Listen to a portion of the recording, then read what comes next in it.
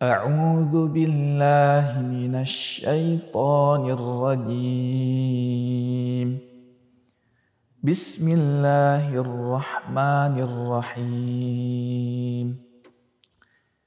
ويل لكل همزة لمزة الذي جمع مالا وعدده يحسب أن ماله أخلده كلا لينبذن في الحطمة وما أدراك ما الحطمة نار الله الموقدة التي تطلع على الأفئدة إنها عليهم مؤصدة في عمد ممددة.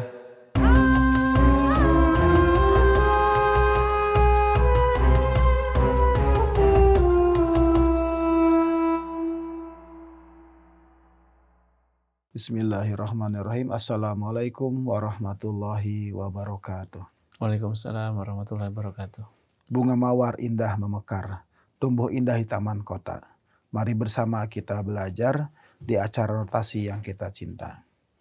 Alhamdulillah sahabat-sahabat IKADI semua, kita ketemu kembali dengan notasi ngobrol tafsir santai tapi berisi. Dan seperti biasa kita ditemani dengan guru kita Ustadz Muhammad Yusuf. Assalamualaikum Ustadz. Waalaikumsalam warahmatullahi wabarakatuh. Alhamdulillah Ustadz, kita ketemu kembali dalam notasi Ustadz ya. Alhamdulillah untuk kesekian kalinya. Kesekian kalinya ya, insya Allah kita coba istiqomahkan. Ngeraya insya Allah. Ngeraya. Ya, insya Allah. Kita coba bahas sekarang surat Al-Humazah Ustadz ya. Iya, surat Al-Humazah. Ya. Mangga Ustadz, dipersilahkan. Bismillahirrahmanirrahim. Alhamdulillah wassalatu wassalamu ala rasulillah. Amma ba'du. Allahumma alimna ma yanfa'una wanfa'na bima 'allamtana wa zidna ilman yanfa'una. Allahumma faqihna fid din wa 'allimna at-ta'wil. Sahabat-sahabat IKADI sekalian, mudah-mudahan notasi ini salah satu program acara yang berkah, memberikan manfaat bagi kita semua, memudahkan kita untuk memahami Al-Qur'an ya.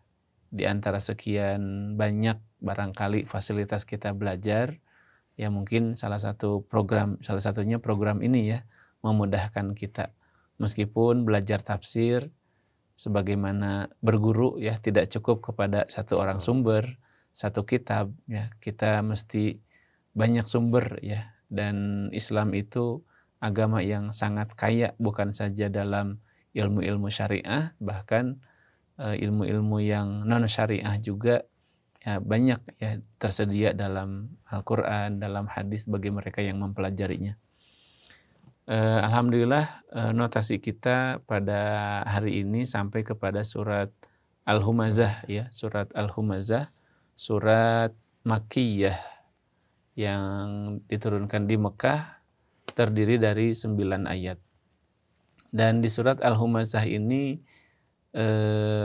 jika sebelumnya surat Al-Fil, surat Quraisy ini sangat kental dengan nuansa sejarah Mekah dan Quraisy, kalau Al-Humazah ini sangat erat kaitannya dengan akhlak ya, dengan akhlak. Meskipun memang dalam sababun nuzulnya erat juga kaitannya dengan periode awal dakwah Rasulullah SAW. Jadi surat Al-Humazah ini yang diartikan dengan pengumpat ya, wailul likulli humazatil lumazah ya, celakalah bagi mereka yang pengumpat dan pencela ya. Meskipun nanti apa perbedaan humazah dengan lumazah nanti dijelaskan, tapi intinya mengumpat, mencela, menghina, merendahkan diri, ini satu fenomena yang umum dihadapi oleh Nabi SAW dan para sahabat di masa awal-awal dakwah. Ya, di masa awal dakwah itu para sahabat dan Nabi SAW dicela, dihina, dicemooh. Makanya kan dalam ayat Al-Quran kita banyak menyimak ya informasi yang diabadikan oleh Allah dalam Al-Quran. Nabi itu dituduh penyihir, Nabi dituduh dukun, Nabi dituduh majnun, gila, Nabi dituduh yang macam-macam, difitnah, dihina, ya, dan penghinaannya sangat luar biasa, ya. Mungkin sahabat-sahabat ada yang pernah menyimak Nabi sedang sholat di depan Ka'bah, tiba-tiba gembong Quraisy itu bawa apa? Kotoran unta. Bawa ini isi perut unta. Oh ya, Isi perut unta kemudian ditimpakan ke Nabi yang sedang sujud, ya. Sampai saat itu datanglah Fatimah radhiyallahu anha, putri Rasulullah SAW, sambil menangis, ya, membersihkan. Tapi memang saat itu kaum muslimin karena masih lemah, ya, tidak bisa berbuat apa-apa. Dan secara umum dakwah Mekah itu Allah memerintahkan kepada kaum muslimin untuk bersabar, ya. Tidak ada peperangan dalam periode Mekah, tapi peperangan baru dimulai setelah periode Madinah. Nah, jadi ini fenomena umum, ya, di saat itu, ya, di zaman Nabi periode awal. Tapi tidak, ayat ini bukan berarti khusus membahas di zaman itu saja. Namanya orang mengumpat, menghina, mencela kan setiap zaman ada. Iya. Ya. Ada terus gitu, ya. Ada terus, ya. Termasuk orang gibah misalnya, orang merendahkan orang lain, orang berlaku sombong. Nah itu, ya. Jadi ini satu sisi potret, ya, dari kehidupan dakwah, tantangan dakwah di masa awal Islam. Di sisi lain ini adalah peringatan dari Allah kepada siapapun, ya, yang memiliki karakter sama, suka menghina, mencibir, mencemooh, mencela, merendahkan orang lain, diancam dengan wail, ya, wailul likulli humazatil lumazah. Kemudian yang kedua, surat ini ada sababun nuzulnya, ya, ada sababun nuzulnya, ada beberapa riwayat. Pertama menyebutkan bahwa surat ini turun berkenaan dengan seorang musyrik, ya, Quraisy, Akhnas bin Syuraik. Kana yalmizun nasa wa yagtabuhum. Dia itu selalu mencela manusia dan selalu menggibah, menggunjingnya, khususnya Rasulullah SAW. Ada lagi yang menyebut bahwa ayat ini turun berkenaan Al-Walid bin Al-Mughirah, juga musuh bebuyutan kaum muslimin di Mekah. Ada juga yang menyebut, misalnya di sini riwayat dari Ibnu Ishaq, ya, beliau menyebut bahwa ayat ini turun berkenaan dengan Umayyah bin Khalaf, ya, gembong-gembong Quraisy gitu. Perbuatan mereka selalu mencela, memfitnah, merongrong dakwah Nabi SAW. Nah, kemudian yang berikutnya kita masuk kepada ayat per ayat, ya, ayat per ayat. Bismillahirrahmanirrahim. Allah Subhanahu wa taala berfirman, wailul likulli humazatil lumazah. Kecelakaanlah bagi mereka yang mengumpat dan mencela. Ustaz Agus, apa beda mengumpat dengan mencela? Kalau mencela menghinakan, ya. Kalau mengumpat? Kalau mengumpat sama juga sih, mirip, menggibah, ya. Gitu, ya. Menggibah, mengumpat. Sebenarnya dalam tafsirnya itu gini. Jadi humazah itu dengan lisan, mencela dengan lisan, merendahkan dengan lisan, ya. Humazah itu, ya. Humazah. Kalau lumazah itu mencela dengan gerak-gerik tangan, misalnya orang gini sambil bibirnya jebeng gitu, ya. Atau dengan dengan isyarat mata, pokoknya gestur, ya. Gestur, ya, dengan gestur, ya, bahasa tubuh mencela orang lain. Ya. Jadi pokoknya antara dua itu. Humazah dengan lumazah itu satu dengan lisan, ya, satu dengan bahasa tubuh. Yang intinya dia merendahkan orang lain. Alladzi jama'a malau wa'addadah, ya. Dan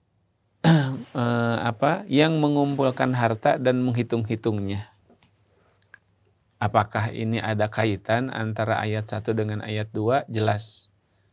Ya. Biasanya yang membuat seseorang itu menghina orang lain, merendahkan orang lain karena dia merasa lebih pintar, tinggi, lebih kaya, lebih punya. Yeah. Nah, dan itu terjadi baik di zaman Nabi ataupun di zaman sekarang.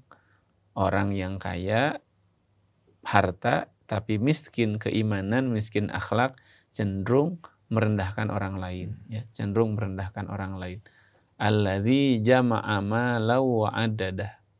Nah, ini juga celaan Allah kepada orang-orang yang ya maaf ya, ada orang mungkin kehidupannya itu duit ya. Saya dulu pernah ya kuliah di kampus internasional gitu ya. Dalam satu forum diskusi, beliau itu orang Chinese ya. Chinese. Ya ini bukan berarti istilahnya mengeneralisir ya orang Cina semua. Betul. Jadi kenapa orang Cina itu cenderung maju secara ekonomi? Karena dalam pikirannya itu begitu. Duit gitu ya. Jadi yang dipikirin itu duit terus. Ya kecuali yang yang ya dijaga oleh Allah, enggak semua ya. Enggak semua. Ya. Nah, ini ayat ini termasuk istilahnya hinaan Allah gitu ya kepada orang yang misi tujuan utama hidupnya itu hanya untuk harta dunia gitu. Jama'a malan wa adada. Ya, sampai-sampai orang yang istilahnya gila harta, mengejar dunia itu yahsabu anna malahu akhlada. Dia mengira bahwa hartanya itu akan mengekalkannya, membuat dia kekal di dunia. Dia merasa bahwa segala sesuatu bisa dibeli dengan uang, ya.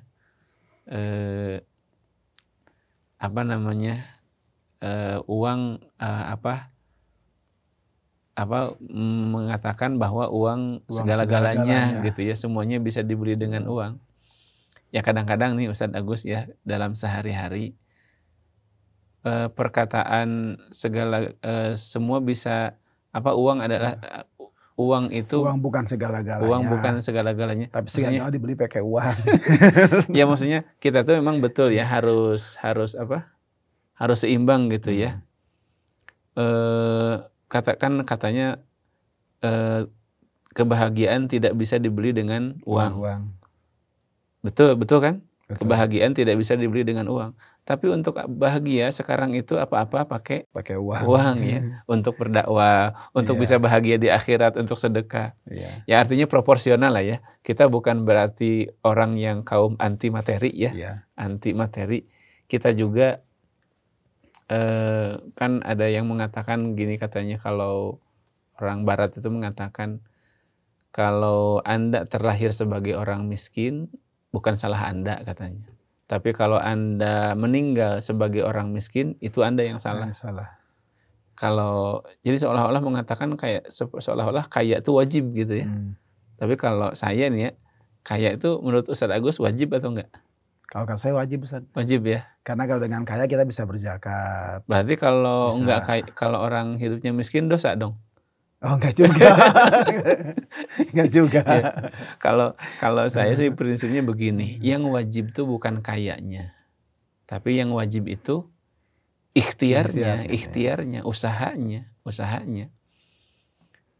Banyak kok di antara sahabat-sahabat juga yang ya dia berusaha gitu. Jadi yang wajib bagi kita itu adalah ikhtiar, al-akhdhu bil asbab.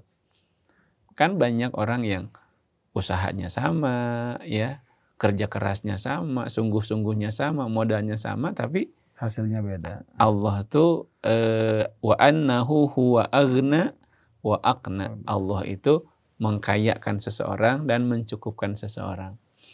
Jadi rezekinya sudah diatur oleh Allah. Betul, rezeki itu yang paling penting kita ikhtiar. Iya. Jadi yang wajib itu ikhtiar, ya. Ya alhamdulillah. Tapi kan biasanya gitu, manjada wajada, ya, barang siapa yang bersungguh-sungguh dia akan dapat apa yang dia inginkan. Meskipun dapatnya ada yang dapat banyak, ada yang dapat dikit. Sedikit, ya. Mustahil orang kalau benar-benar dalam kehidupan ini dia berusaha, dia pelajari ilmunya, dia susun strateginya, Allah itu pasti tidak akan mengecewakan hambanya yang berusaha. Cuma masalahnya yang ini dikasih sekian, ya, yang ini mungkin dikasih lebih banyak gitu. Dapat mah pasti dapat, ya. Jadi yang wajib itu adalah berikhtiar. Dan kaya juga kadang-kadang relatif, ya. Iya, betul. Kaya itu Betul. relatif. Ada orang dengan dengan harta yang seadanya dia bisa bersedekah. Ada juga orang yang hartanya lebih banyak malah bakhil. Ya. Betul. Padahal orang yang memberi itulah yang kaya. Makanya kata Nabi apa? Laisal ghina bikathratil aradi. Bukanlah kaya itu dihitung dengan banyaknya harta melimpah, aset di mana-mana. Tapi kata Nabi, walakinnal ghina ghinan nafsi. Kaya itu kaya hati, ya. Bisa jadi orang dengan kesederhanaannya tapi dia bisa memberi. Nah, berarti itu orang kaya sampai dia bisa memberi, artinya berlebih kan. Tapi kalau orang kaya dengan harta yang melimpah tapi dia bakhil dan dia masih berharap dapat yang lebih banyak lagi, berarti dia miskin karena dia masih belum cukup. Ya, miskin itu kan belum masih cukup. Merasa miskin. Ya. Nah, jadi kembali kepada yang tadi, yang membuat seseorang cenderung merendahkan orang lain itu karena tadi kekayaan. Ya, yang tadi yang disebutkan sababun nuzul tadi, Akhnas bin Syuraik, Umayyah bin Khalaf, Al-Walid bin Mughirah itu tokoh-tokoh Quraisy semua yang mereka kaya-kaya. Ya. Mereka menyangka kekayaan itu segalanya dalam hidup ini. Apa Muhammad bawa ajaran baru gitu kan. Nah, kemudian ayat yang ketiga ditegur oleh Allah dengan teguran yang keras. Kalla la yumbadzanna fil hutamah.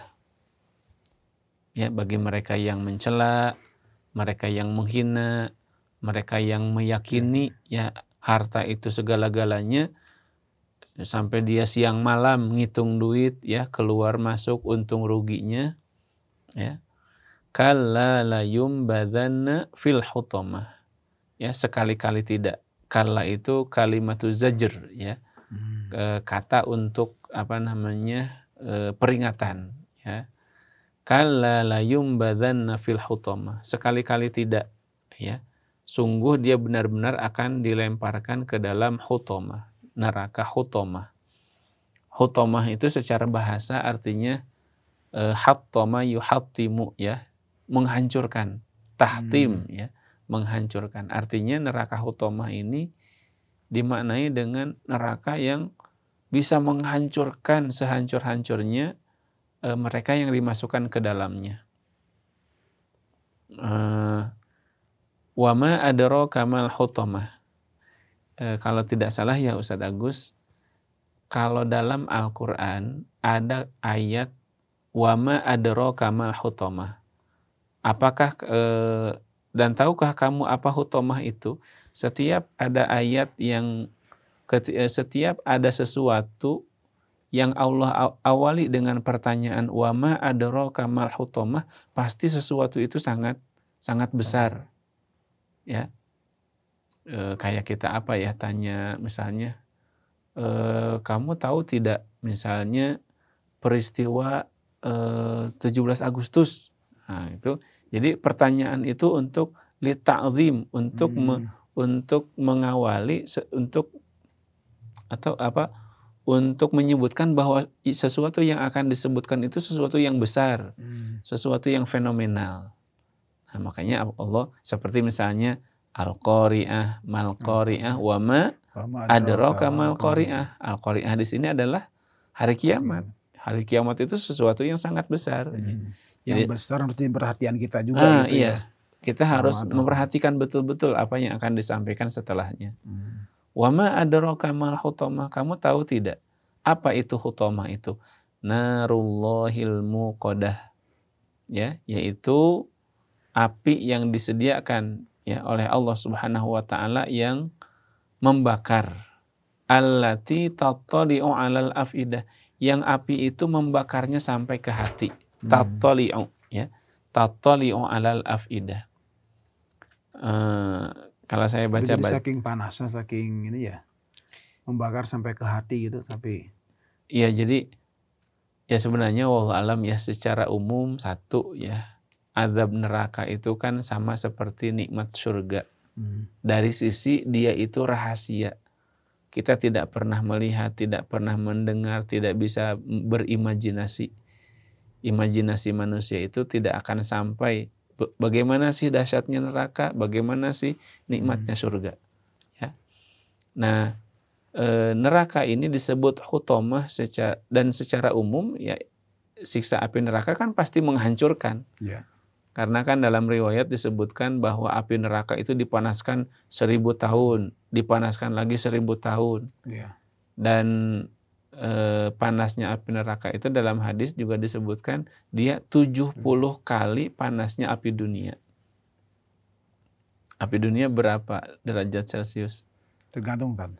Tergantung ya. Kalau air kan 100 ya. Ya, Derajat. titik didih Ya.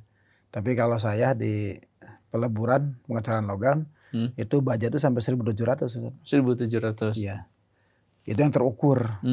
Kalau alat ukur. Mungkin bisa jadi ada yang lebih panas lagi kan dari itu ya. Jangan-jangan ukurannya lebur juga nanti. Iya. Ya, alat ukurnya lebur juga. Ya.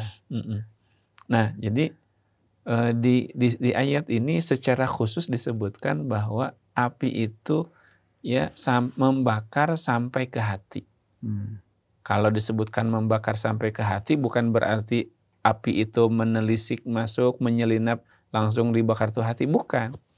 Apabila disebutkan hatinya terbakar, maka kulitnya, dagingnya, tulangnya semuanya hancur bahkan sampai ke hati gitu. Kenapa disebut sampai ke hati? Karena tadi balik lagi ke ayat yang pertama, yang membuat orang itu menghina, yang membuat orang itu mencela, yang membuat orang itu cinta dunia berlebihan, itu asalnya dari hati. Ya. Nah, itu korelasinya demikian. Allati tattali'u 'alal afidah.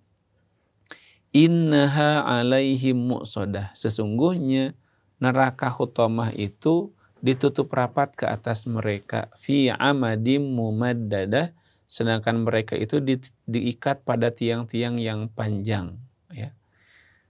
Ustaz Agus, kalau saya itu selalu ini ya, Ustaz Agus pernah lihat ini apa tuh cara orang-orang membuat ayam tandori atau misalnya roti-roti yang dibuat di negeri-negeri Timur Tengah. Kan itu ada itu ya, bakaran di dalam tanah kayak iya. Ya. Kayak bikin pizza juga gitu kan, kayak Ya, tungku gitu ya. Ya, tungku ya. Tungku dimasukkan kan rotinya di dalam atau misalnya daging atau ayam dimasukkan. Kemudian setelah itu apa? Ditutup rapat-rapat ya. Di sana kan udah menyala ya apinya ya. Udah menyala, dimasukin apa yang mau dibakar, kemudian ditutup rapat-rapat. Bahkan ada yang cara memasaknya itu bikin lubang di tanah, kemudian dibakar dengan api yang banyak, dimasukkan apa yang mau dibakar, daging, ayam atau sebagainya, kemudian ditutup lagi, bahkan ditutupnya ada yang di semen gitu, supaya tidak ada udara yang bocor gitu. Kalau sekarang mah presto, Ustaz. Presto ya. Kalau sekarang mah presto. Nah, kita membayangkan demikian apa yang Allah sebutkan dalam surat Al-Humazah itu, innaha 'alaihim mu'sadah. Jadi orang yang dimasukkan ke dalam api neraka itu ditutup rapat-rapat. Yaitu di presto mungkin bahasa kitanya ya Allah subhanahu. Ya, jadi itu kan presto sampai tulangnya juga lunak kan. Iya, tulangnya lunak. Jadi luar biasa siksaan neraka itu ya. Bedanya kalau presto itu kan daging atau ayam setelah lunak, udah lunak, nggak balik lagi. Tapi kalau ahli neraka begitu sudah hancur, balikin lagi. Makanya kan ada kisah tuh yang ya mungkin bagi kita hanya orang-orang soleh yang demikian. Diriwayatkan ada seorang ulama soleh gitu, ngelihat orang jualan kalau kayak kita tuh kayak daging bakar, ayam bakar, sate lah. Terus ulama ini ketika melihat itu nangis. Nah, tukang jualannya itu nanya, "Wahai Syekh, kenapa engkau nangis? Apa enggak punya duit buat beli? Enggak bisa beli?" Kata Syekh itu bukan. Aku bukan menangis karena pengen nggak bisa beli. Aku hanya merenung saja. Kamu itu membakar sate, membakar daging, membakar ayam dalam kondisi hewan itu sudah mati. Ya. Tapi kalau ahli neraka itu dibakar, dipanggang dalam keadaan masih hidup. Nah itu yang membuat mereka ulama itu menangis. Sudah habis kulitnya diganti lagi. Ya. Jadi ya termasuk ayat-ayat seperti ini kan seharusnya membuat kita semakin takut, ya, semakin khawatir dengan diri kita. Jadi ulama tuh melihat sate aja jadi tafakur, Ustaz. Iya betul. Ya. Kalau kita mah lihat sate cuma tergiur aja pengen doang gitu, boro-boro ingat ke dalam. Sama kayak saya kalau ngelebur itu kan baja sampai 1.700 derajat Celcius. Itu kena kulit aja melepuh kan. Iya. Itu di dunia kan, kebayang nanti di sana tuh kan gitu ya. Luar biasa. Kan seperti nanah itu, minuman nanah itu ya. Iya. Disebutkan dalam Al-Quran tuh ya. Iya, nanah, darah. Timah kan itu ya. Iya. Itu kan saya ngelebur tuh baja, aluminium kan gitu. Itu emang suhunya emang tinggi, ke kulit itu melepuh gitu. Bisa tadabur tiap hari. Bisa tadabur, bisa tafakur kalau lihat itu. Iya. Ya. Makanya kan orang beriman itu ngelihat apapun pasti ingat Allah. Ya. Ngelihat apapun. Mungkin itu Ustaz. Ya. Surat Al-Humazah ini pesannya apa? Ya, pesannya berarti hendaklah kita senantiasa menjaga lisan dan perilaku kita, ya, supaya tidak diancam oleh Allah dengan al-hutamah ini. Kemudian yang kedua, hendaklah kita juga sederhana, ya, proporsional dalam mencintai harta, ya. Dan sangat bagus kalau kita niatnya cari harta untuk semaksimal mungkin ibadah kepada Allah, untuk sedekah dan sebagainya. Mungkin demikian Ustaz Agus. Ya, mudah-mudahan ada manfaatnya. Amin. Baik, sahabat-sahabat IKADI semua, itulah tadabbur kita surat Al-Humazah ya. Jadi bagaimana Al-Humazah ini menceritakan karakter-karakter buruk dari manusia ya. Dia sebagai pengumpat, pencela, ya, mengumpulkan harta, meyakini harta itu bisa menyelamatkan gitu. Nah, mudah-mudahan kita terhindar dari sifat-sifat buruk tersebut, karena ketika sifat buruk itu mengena kepada manusia, maka Allah akan mengazabnya dengan neraka hutamah ya.